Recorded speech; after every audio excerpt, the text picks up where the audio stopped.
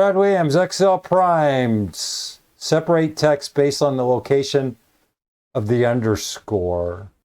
Once we find it, we need to subtract 1 to get rid of the underscore. Here, number of characters, F9.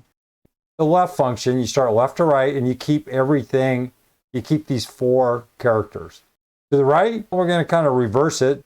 We have to subtract. Here, what are we going to do? We're going to start from right to left. We have to do something here. We have to len B5. We got to get the length B5. We're subtracting everything to the right. A little backwards here. Here, if we look at this, F9, and it should be 4.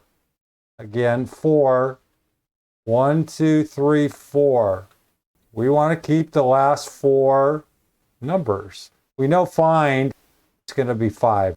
We have a total length of 9.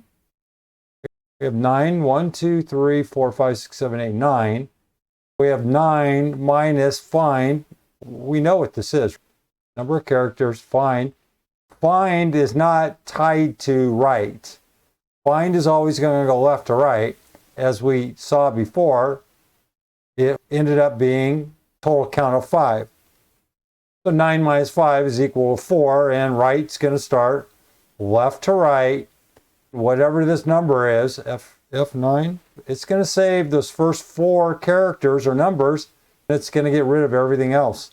And the end result is 4747. A little bit, when you're dealing with right, you just always have to keep in mind the end goal, and that's why we throw in this len with the right and not with the left. Over here, read it if you need it. With this text manipulation, it's just practice. It's not something you're going to remember. So it's just going in and literally just breaking it down piece by piece and working it out. Brad Williams, Excel Prime.